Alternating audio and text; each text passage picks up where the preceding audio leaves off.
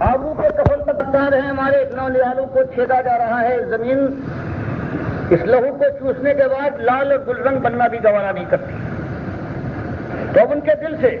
اللہ کی کتاب کا یہ فرمان کہ تم ہی عزت والے سرفراز ہو گئے اس دنیا کے اندر بھی، اس کے اوپر اعتماد ہٹ گیا ہے اور سمجھتے ہیں کہ ہم تو ایماندار ہیں۔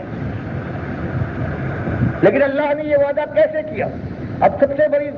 ضرورت اس وقت ہے کہ ان کو ان کے ایمان جس کا وہ ان کا ایمان ہے،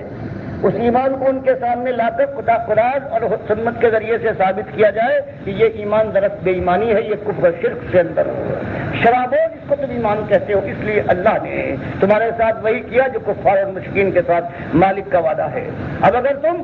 ان طاغوتوں کو پہچانو،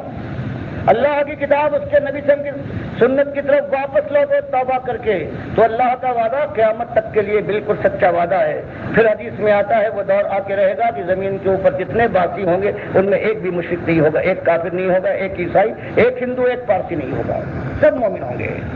اور اس زمانے میں کیونکہ سب مومن ہیں، جو کفار سے جزیہ لیا جاتا ہے وہ ختم ہو جائے گا، کوئی لڑائی آپس میں کوئی رکھنا، کوئی آپس کے اندر بغض، عناد، حسد بات نہ پا سکے گا۔ اور یہ عیسائی جو آج زور میں ہے نہ وہاں ان کا کوئی وجود نہیں ہوگا، اس وقت سب ختم ہو چکے ہوں گے،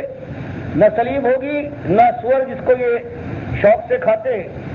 وہ دور ختم ہو جائے گا۔ لیکن اس کے لیے وہی دور اللہ کے نبی صلی اللہ علیہ وسلم نے بتایا طریقہ وہی ہوگا جو پہلے کیا گیا ہے اہل کتاب امتوں کے اندر بھی اور خالص بت پرستوں کے اندر، کہ ایمان کی اصلی سچی دعوت اٹھے، توحید کا نعرہ بلند کیا جائے، شرک کی ایک ایک رت کو کھول کر اس پر نشتہ چلایا جائے، پھر طاغوت کو بتایا جائے جس نے اللہ کی کتاب اس کے رسول صلی اللہ علیہ وسلم کی بات بدل دی ہے، تم ان کو مانتے ہو، اس کا دین مانتے ہو، اس کے اوپر تھوکو، اس کی بات کا انکار کرو، اللہ کی کتاب اس کے نبی صلی اللہ علیہ وسلم تک پلٹو اور صحابہ کے طریقے کے اوپر اپنی زندگی استوار کرو۔ اور دنیا کی یہ لالچ دیتا ہے، یہ نفس بھی، اور یہ جو آج کا مشرک جو پیر اور مولوی ہے، یہ مدرس ہے، خالص دنیا کی طرف بلاتا ہے، دنیا کی بجائے آخرت کی بازی کھیلو، وہ دن آئے گا ہار و جیت کا اصلی دن وہ آنے والا ہے۔ جب یہ بات کرنے کے لیے اٹھے گا اللہ کا بندہ تو دنیا اس کے پیچھے پڑ جائے گی، پھر اللہ توفیق دے گا، ایک چراغ سے دوسرا چراغ جلے گا، پھر کشمکش ہوگی، پھر ٹکراؤ ہوگا، آہستہ آہستہ اللہ کی رحمت اگر یہ مخلص ایماندار جمے رہے اور کوئی انہوں نے روح اور رعایت نہ کی، دنیا کی پریشانیوں اور لالچ سے کبھی مروب ہو کر انہوں نے اپنی راہ کو نہ بدلا، تو اس کے بعد اللہ کا وعدہ ہے کہ وہ اپنے رسولوں کے ساتھ، رسولوں کی دعوتوں کے ساتھ، رسولوں کے ماننے والے اس راستے پر چلنے والوں کے ساتھ ہے۔ پھر انشاءاللہ اس دنیا میں بھی اللہ کی رحمت آئے گی، اور ہم نے اور سے جو اٹھتا جائے گا ایمان کے ساتھ، چاہے وہ میدان جنگ میں مارا جائے، چاہے دعوت دیتے ہوئے توحید کی دعوت کسی مشرک کے وار سے وہ شہید ہو جائے، یا ایمان کے ساتھ بیماری میں مبتلا ہو کر اپنی پلنگ پر بستر پر مرے، اللہ کے فرشتے موت کے وقت جب وہ محتضر ہوگا، جب چھپی ہوئی بات سامنے آ جاتی ہے، فرشتے نظر آتے ہیں، اس کا خوشخبری سنائیں گے کہ ہمیشہ کی جنت تیرے انتظار میں ہے، اب کبھی کوئی غم نہ آئے گا، جوانی پر بڑھاپے کا منحوس سایہ نہ پڑے گا، خوشی ہمیشہ رہے گی اور تندرستی ہے، بیماری قریب نہ پھٹکے گی، اب جو تو چاہے گا وہ ہوگا اور جو تو کہہ دے گا اس کو کبھی نہ ٹالا جائے گا۔ اب اللہ کا تو ہمیشہ کا مہمان ہے، مالک تیری پذیرائی، مہمان نوازی اور میزبانی کرے گا۔ تو یہ ایک کام ہے آج بھی اور اس سے پہلے بھی ہمیشہ ابن آدم کے لیے اللہ نے یہی مقرر کیا کہ ایمان لاؤ، ایمان لانے کے بعد ایمان کو ثابت کرو۔ سب سے پہلی چیز بندگی کی ہے وہ نماز کی پوری شرائط کے ساتھ سنت کے مطابق، اور پھر اللہ کے بندوں کو رات کو موقع اٹھ کر اللہ کے سامنے ہاتھ پھیلا کر بھی کبھی اور کبھی ماتھا ٹیک کر آنسو بہتے ہوں، اس طرح سے کوئی بلک بلک کر اپنے مالک کی بندگی کریں،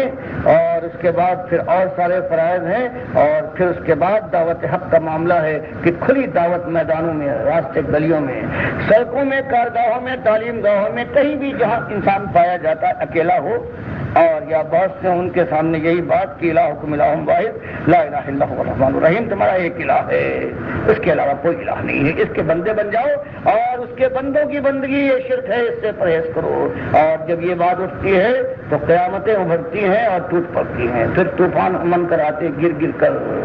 آندیاں چلتی ہے اور ایسے لوگوں کو لپیٹ میں لینے کی کوشش کرتی ہیں. لیکن زندگی تو بہرحال مالک نے ایک ہی زندگی اس دنیا کی دی ہے. اگر یہ ایمان کے ساتھ ختم ہو جائے تو پھر کیا کہنا. اللہ سے یہی دعا ہے کہ میرے ساتھ بھی اللہ اسی رحمت کا معاملہ کرے کہ ایمان پر جماعت ہوئے اپنی راہ میں توحید کی دعوت اور شرک سے روکتے ہوئے آخرت پر نگاہ گاڑ کر مالک اپنے پاس بلا لے اور سارے سننے والوں کے ساتھ یہی سلوک کرے. اور جو بھٹکے ہوئے ہیں اللہ تعالیٰ ان پر رحم فرمائے.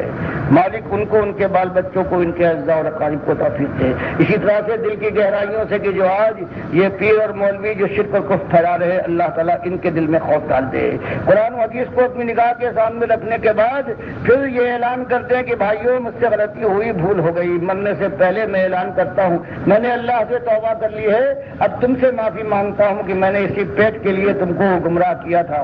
اور جس سے مالک فرماتا ہے الا الذین تابوا واصلحوا وبینوا, یہ توبہ کر لے, اپنی اصلاح کر لے اور اس کے بعد مسئلے کو اب صحیح بیان کرنا شروع کر دے تو انشاءاللہ اللہ ان کی خطاؤں کو بھی نیکیوں میں تبدیل کر دے گا. اور جو آپ کا خطرہ منلا رہا ہے انشاءاللہ وہ ٹل جائے گا. تو آج یہ دنیا کی جو آگ سے ڈرتے ہیں کہ ہم نے اگر یہ شرک اور کفر پھیلانا بند کر دیا تو ہمارے پیٹ میں کیا ہوگا, ہماری جیبیں خالی ہو جائیں گی. تو اللہ تعالیٰ ان کو اگر توفیق مل گئی وہ محلات دے گا, وہ دولت دے گا کہ کبھی ختم نہ ہوگی. اللہ سب کا حامی و ناصر ہے. پروردگار سب پر رحم فرمائے. اقول قولی ھذا واستغفر اللہ لی ولکم.